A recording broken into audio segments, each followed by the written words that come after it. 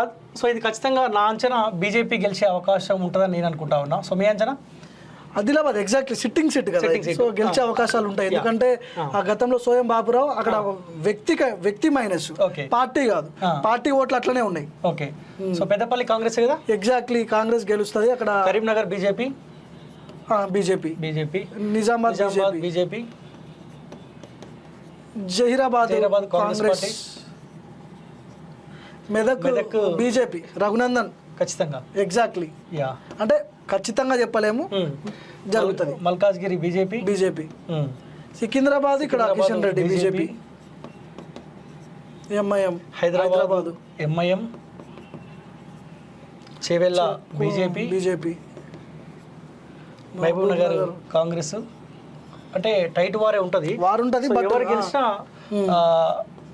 తక్కువ మెజార్టీతో బయటపడే అవకాశం ఉంటుంది. ఏదైనా జరగవచ్చు. నాగర్ కర్నూలు కాంగ్రెస్ పార్టీకి ఇది 100%. ఎగ్జాక్ట్లీ. నల్గొండ కాంగ్రెస్ పార్టీ, భువనగిరి ఇది కూడా సేమ్ టైట్ వారు, ఏదైనా జరగవచ్చు. కాంగ్రెస్ వర్సెస్ బీజేపీ, సో ఏదన్నా జరిగే అవకాశం ఉంటుంది. మహబూబ్ నగర్ ఒకటి, ఈ భువనగిరి ఒకటి, రెండు హాట్ సీట్లు ఇవి. వరంగల్ మీ అంచనా? Congress, Warangal BJP I think. అంటే ఇది కూడా సేమ్ ఈక్వేషన్స్ అన్ని చూస్తే మనం ఇందాక చెప్పినట్టు మందకృష్ణ, అదే విధంగా కేసీఆర్ మనం మోసం చేసిపోయిండు కడియం శ్రీహరి. ఖచ్చితంగా మనం గెలవం ఎట్లయినా మనోని గెలిపించుకుందాం, ఆరు రమేష్ ని. మన దాంట్లో పనిచేసి మహబూబాబాద్ లో కాంగ్రెస్ పార్టీ ఖచ్చితంగా, ఖమ్మంలో కాంగ్రెస్. సో ఇక్కడే క్లియర్గా అర్థమవుతుంది. సో పోలింగ్ రిజల్ట్స్ రాకముందుకు మనమే చెప్పొచ్చు ఇప్పుడు. So BJP 1, 2, 3, 4, 5, 6, 7. మహబూబ్ నగర్ ఒకవేళ బీజేపీ గెలిస్తే 8 అవుతాయి, టైట్ వార్ కాబట్టి. ఓకే, సో భువనగిరి కూడా ఒకవేళ బీజేపీ గెలిస్తే 9 అవుతాయి. వరంగల్ టైట్ వార్ కాబట్టి ఇక్కడ కూడా ఒకవేళ బీజేపీ బయటపడితే 10 అవుతాయి. సో ఇవన్నీ Congress party. Congress party 1, 2, 3, 4, 5, 6, MIM 1. So 10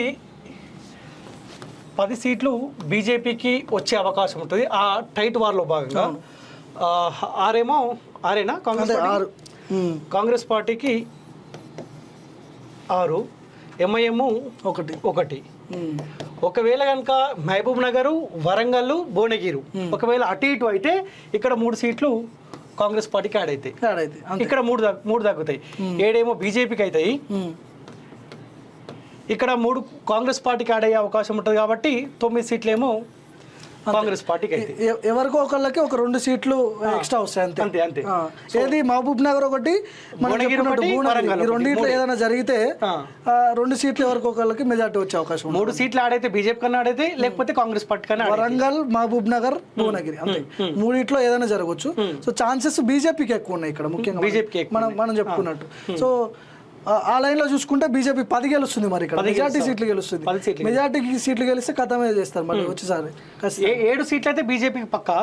అవును, ఈ 3 ఏదైతే టైట్ వార్ ఉందో, సో అక్కడ బీజేపీ ఎక్కువ ఎడ్జ్ కనిపిస్తుంది కాబట్టి అక్కడ బయట పడితే బీజేపీకి 10 అవుతాయి, ఇక్కడ కాంగ్రెస్ పార్టీకి 6 అవుతాయి. లేదు అక్కడ రిజల్ట్స్ అటు ఇటు అయితే 3 కాంగ్రెస్ పార్టీకి ఆడితే కాంగ్రెస్ పార్టీకి 9 అవుతాయి, ఎంఐఎంకి 1 అవుతుంది, అంతే. సో ఇదే జరగబోతా ఉంది, సేమ్ ఇదే జరుగుతుంది. ఇక్కడ మోడీ ఫేస్ వర్కౌట్ అయితే ఈ 3 మనం ఇందాక ఏదైతే టైట్ అని చెప్పుకున్నామో అక్కడ మోడీ ఫేస్ వర్కౌట్ అయితే వ్యక్తిగతంగా అభ్యర్థులు మోడీ ఫేస్ ఇవన్నీ కలుపుకుంటే ఈక్వేషన్స్ చూసుకుంటే బీజేపీ గెలిస్తే 10 సీట్లు ఖచ్చితంగా గెలిచే అవకాశం కనిపిస్తుంది మనకి.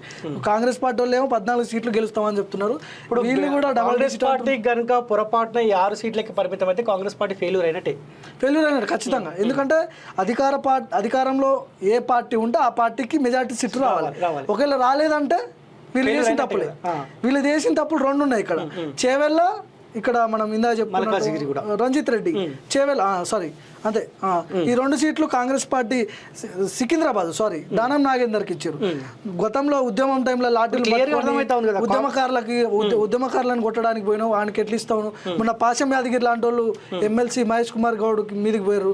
ఉద్యమకారులు ఎవరున్నారు మీ దాంట్లో, ఉద్యమ ద్రోహులు ఉన్నారు మీ దాంట్లో, ఉద్యమ ద్రోహులను రేవంత్ రెడ్డి పక్కన పెట్టుకున్నాడు అని చెప్పి ఒక ఫైట్ వాతావరణం చూసినాం. అక్కడక్కడ కాంగ్రెస్ పార్టీ డమ్మీ అభ్యర్థులను చూస్తూ ఉంటే బీజేపీకి ఇంటర్నల్ ఇంటర్నల్ గా కాంగ్రెస్ పార్టీ ఏమైనా సహకరించిందా అన్న చర్చ కూడా బలంగా జరిగింది. మల్కాజ్గిరిలో అదే పరిస్థితి, సికింద్రాబాద్ లో అన్నట్టు అక్కడ అదే పరిస్థితి, చేవెలలో అదే పరిస్థితి. ఇక్కడ సికింద్రాబాద్లో కిషన్ రెడ్డిని గెలిపించడానికి కాంగ్రెస్ పార్టీ అభ్యర్థి పెట్టినట్టు తెలుస్తోంది, క్లియర్ కట్ గా. ఇప్పుడు కేసీఆర్ కూడా ఇంటర్నల్ కిషన్ రెడ్డి గెలవాలనే కోరుకుంటాడు కదా. ఎంఐఎం కూడా అంతే, కాంగ్రెస్ పార్టీ డమ్మీ క్యాండిడేట్ అక్కడ. ఎంఐ ఏది మన హైదరాబాద్ లో పెట్టిన సమీరుల్లా ఖాన్ ఎవరు ఉన్నారు సంథింగ్, ఆయనను కూడా అసదుద్దీన్ గెలవాలని ఆయన పెట్టిరాడు. సో కొన్ని సీట్లలో బీఆర్ఎస్ పార్టీ బీజేపీ గెలవాలని చూసుకుంది, కొన్ని సీట్లలో కాంగ్రెస్ పార్టీ ఇప్పుడు ఎంఐఎం గెలవాలని హైదరాబాద్ లో చూసుకుంది. సో ఇట్లా జరిగినాయి కొన్ని.